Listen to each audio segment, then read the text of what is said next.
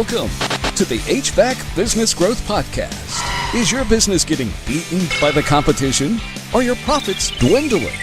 It's time to kickstart your HVAC business. Here's your host, Nick Balowski. Hi, welcome to the HVAC Business Growth Podcast. I'm your host, Nick Balowski. We've got another great episode lined up for you today, and we're talking about waste management in advertising. So this is an area that I feel really strongly about, and I think it's going to be a great insight for you guys to see the types of things that I see in advertising in HVAC businesses. So what I wanted to cover today was, in particular, I have a 6-step process for how you can actually make your advertising accountable. And in particular, we're going to talk a little bit more deeply about the online side of advertising and some things that you can do to make sure that you're getting the most out of your advertising dollars. So let's get stuck into the show. Okay, so the first thing that we need to realize is that advertising is actually an investment in business. And obviously, we want to get the highest return on investment for our dollars spent.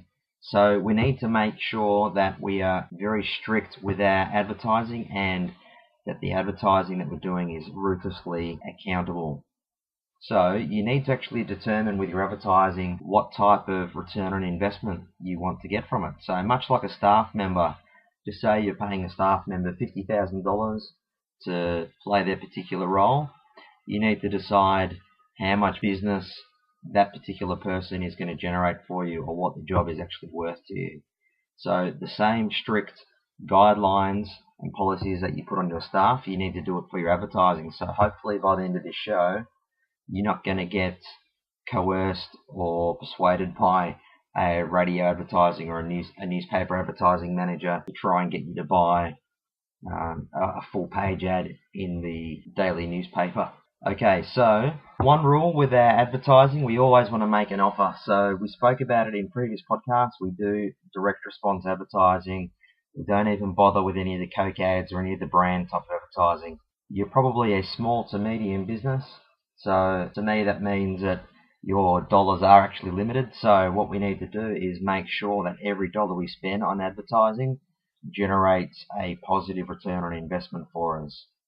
Okay, so the 6 steps that we can use to actually make our advertising accountable are, firstly, we can use coupons or redemption vouchers with our advertising. So if you're doing ads in local newspapers or trade shows or any type of magazine or publication, something like that, then if you want to, you should look at using coupons or redemption codes. So what they are is basically you make an offer on a particular coupon code, just say it's in the local newspaper, and they might get 50% off a heating system or 10% off a cooling system, whatever it is. They need to have a coupon on them, or they need to display it or redeem it to be able to qualify to get that particular discount on that product. So that makes it really, really easy to actually see whether the promotion that you're doing or whether the advertising medium that you're using is worthwhile, because you can add up the amount of coupons or redemption vouchers that you're actually getting. So that's a really simple one.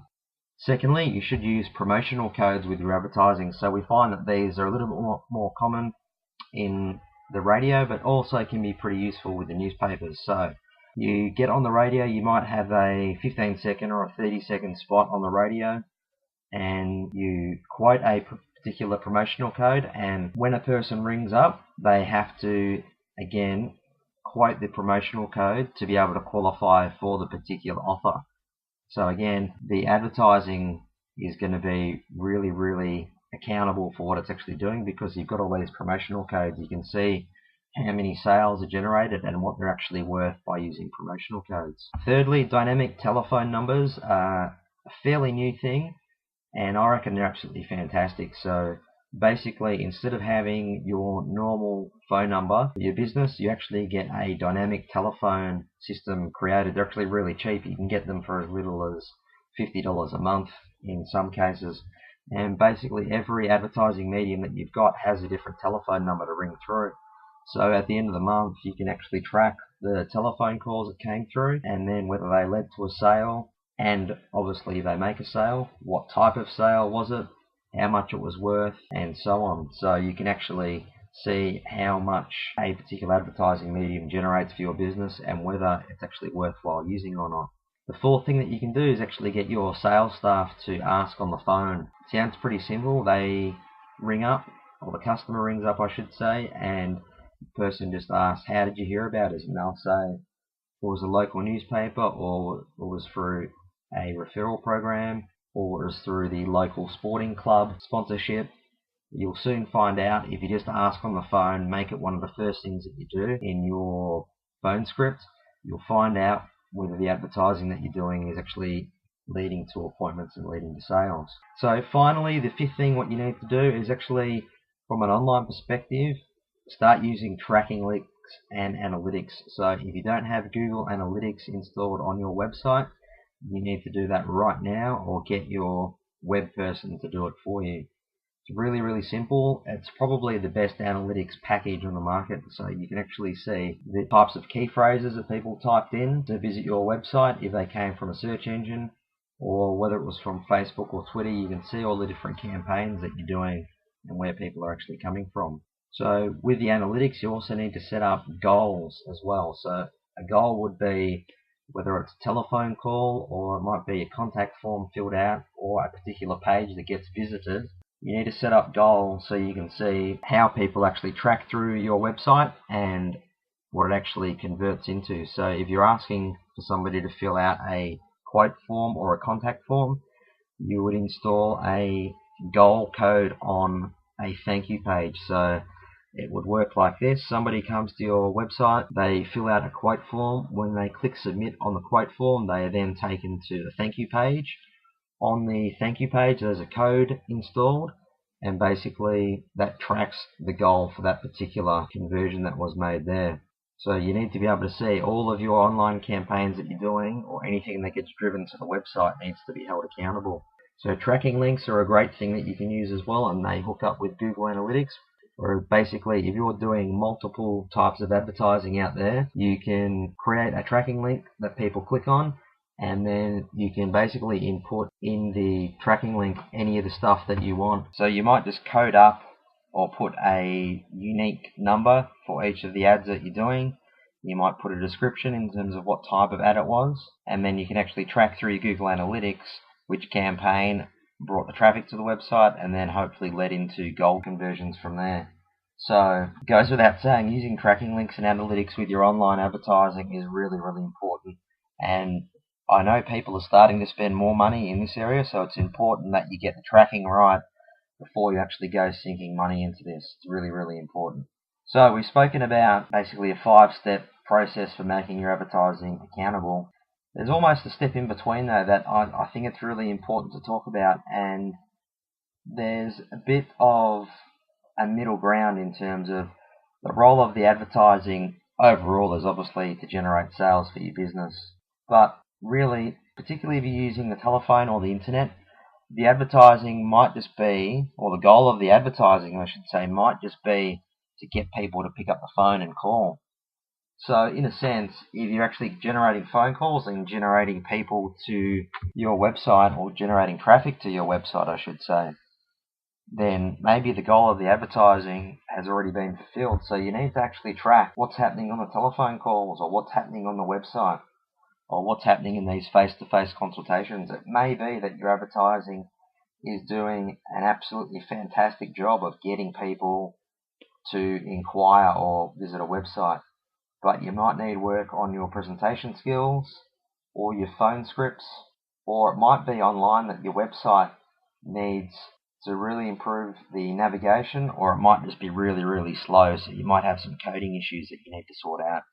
And all of those things can mean that you fall short of your sales targets, because you might be doing a great job of generating interest, but you are falling short in the conversion stakes there. So you really need to look at it. Okay, so you're probably all up in arms at the moment thinking, oh, what am I going to do about my radio ads or my metropolitan newspaper ads? So here's my rule that I have for that. Well, actually I've got 2 rules, but the first one is I'm letting you keep 10% of your ad budget for luxury ads. But what this means is that if it doesn't fit into the 10%, then you can't do it. So if a television ad spot costs you $50,000, then that means you need to have an advertising budget of $500,000. So I don't want the large portion or a large portion of your advertising budget actually going onto these television ads or these big radio ads, okay? Spend it on the direct response type of advertising that we've spoken about on all the podcasts, okay? So now it's time for HVAC Business Growth Tip of the Week. So the tip of the week is simple. Stop advertising if it's not working for you. Branding doesn't really matter in your particular business because no one's going to recognize you anyway. I know that probably sounds cruel, but in the United States, there's probably only 5 to 10 businesses that people actually identify with their ads that they're running or their logos. So unless you're a Coca-Cola, a McDonald's, or a Nike, then just for the moment, please don't worry about branding. Stick to the direct response advertising, and I think you can do really, really well. Okay, so we're nearly out of time for today's show. I just wanted to tell you again about our done-for-you lead generation service.